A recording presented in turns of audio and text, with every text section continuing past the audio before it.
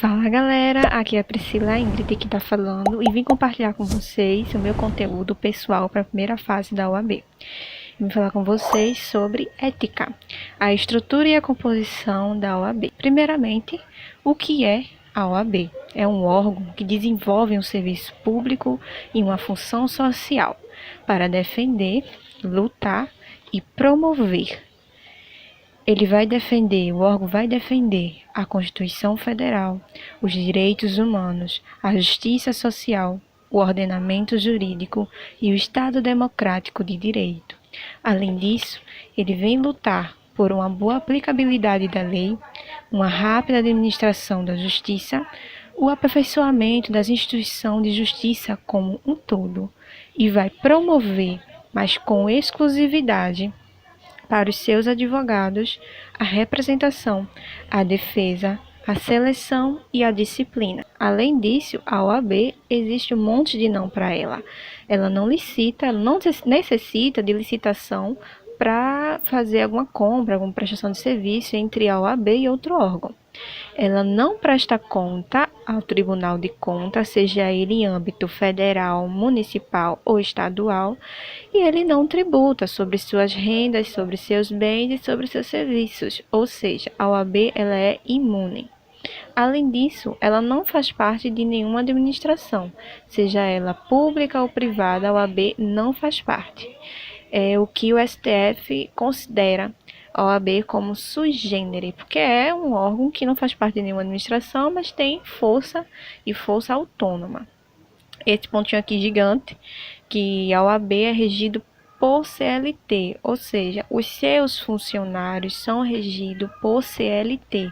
Não necessita prestar concurso público para fazer parte como funcionário do órgão da OAB. E uma observação aqui é que qualquer litígio judicial o qual a OAB participe será a Justiça Federal competente para julgar e processar. Agora vamos de fato entender os órgãos que compõem a estrutura da OAB. Primeiro temos aqui o Conselho Federal, é o órgão supremo da OAB, sediado em Brasília, no Distrito Federal, que obtém a personalidade jurídica própria. Ele tem uma diretoria e a delegação. A diretoria é composta pelo presidente, vice-presidente, tesoureiro, secretário-geral e o adjunto do secretário-geral. E obtém uma delegação. Como é que funciona? O Conselho Seccional, que é outro órgão, ele designa cada estado, os 27 estados, eles designam 3 advogados. Cada estado designa 3 advogados para compor a delegação do Conselho Federal. E essa delegação é quando o Conselho Federal vem delegar suas funções, aí aciona esses 3 advogados para que leve para suas seccionais as delegações devidas. Uma observação em relação ao presidente e ex-presidente. O presidente ele tem voto de qualidade. Esse voto de qualidade serve para um desempate. Quando houver algum impasse em alguma questão, em alguma reunião, o presidente dá o voto de qualidade para desempatar. Já o ex-presidente ele faz parte de um grupo chamado honorários vitalícios e ele só obtém a voz, ou seja, em uma reunião ele vai desenvolver uma opinião, e apenas uma opinião. Mas uma observação, se esse ex-presidente obter algum cargo, ele tem direito tanto à voz quanto a voto. Abaixo do Conselho Federal existe o Conselho Seccional, onde está presente em todos os estados brasileiros. Nos 27, existe um em cada estado. Obtém a personalidade jurídica própria e os seus conselheiros é de acordo com a proporcionalidade de inscrito, ou seja, mínimo 30, máximo 80, assim como designa a OAB. É composto por uma direção, identicamente igual ao Conselho Federal, que tem um presidente, um vice-presidente, um tesoureiro, um secretário-geral e o adjunto do secretário-geral.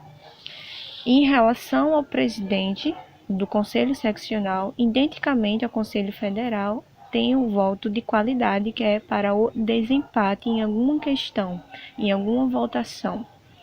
Já o ex-presidente e o presidente de instituição de advogados local, eles fazem parte do grupo de honorários vitalício e têm apenas direito à voz, identicamente ao Conselho Federal.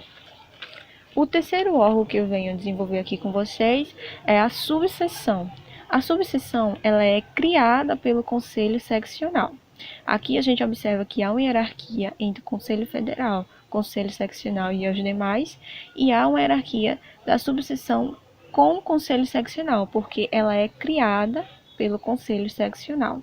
Obtém 15 advogados e quando houver mais de 100 advogados, pode ter um conselho próprio para desenvolver suas atividades, mas o número desse conselho será designado pelo Conselho Seccional, mesmo porque ele é criado pelo Conselho Seccional.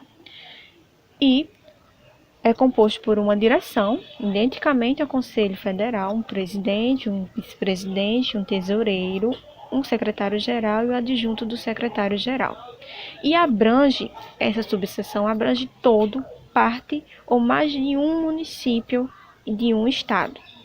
Por exemplo, aqui no estado de Pernambuco, a capital é Recife, a subseção do Conselho Seccional daqui de Pernambuco, ela pode abranger metade do município de Recife, ou todo o município de Recife, ou mais de um município, por exemplo, Olinda e Recife. Outro órgão criado pelo Conselho Seccional é a Caixa de Assistência. Ela obtém personalidade jurídica própria, obtém também uma diretoria, que é um presidente, um vice-presidente, um tesoureiro, um secretário-geral e o seu adjunto. E ela só é criada pelo Conselho Seccional quando obtiver mais de 1.500 inscritos no Conselho Seccional.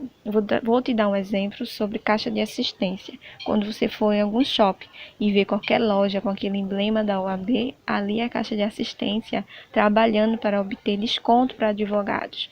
Quando você for em algum aeroporto que tenha lá um emblema da OAB, ali tem algum desconto para advogado. É a caixa de assistência atuando para alguns benefícios de seus advogados. E para finalizarmos essa aula, trouxe aqui duas observações, que é sobre a Conferência Nacional de Advogados e para requisitar cópias. Como é que isso funciona? A Conferência Nacional de Advogados, ele é o órgão máximo consultivo da OAB. É onde que se reúne 3 vezes por ano, a partir do segundo mandato da chapa de todos os conselhos. E todos votam, ou seja, estagiários, advogados, presidentes, todos votam na Conferência Nacional dos Advogados. Os considerados convidados, eles não votam, exceto se esses que foram convidados forem advogados, aí sim eles votam. E essa Conferência Nacional dos Advogados são para discutir as finalidades da OAB e os congraçamentos de advogados. A segunda observaçãozinha é a requisitação de cópias. Para requisitar cópias do tribunal, do magistrado, de cartório, da administração, é necessário que o presidente do Conselho Seccional, da subseção, os presidentes venham motivar o seu pedido e vincular a finalidade do Estatuto da OAB em relação à requisição de cópia. Então é isso, pessoal. Essa foi mais uma aula.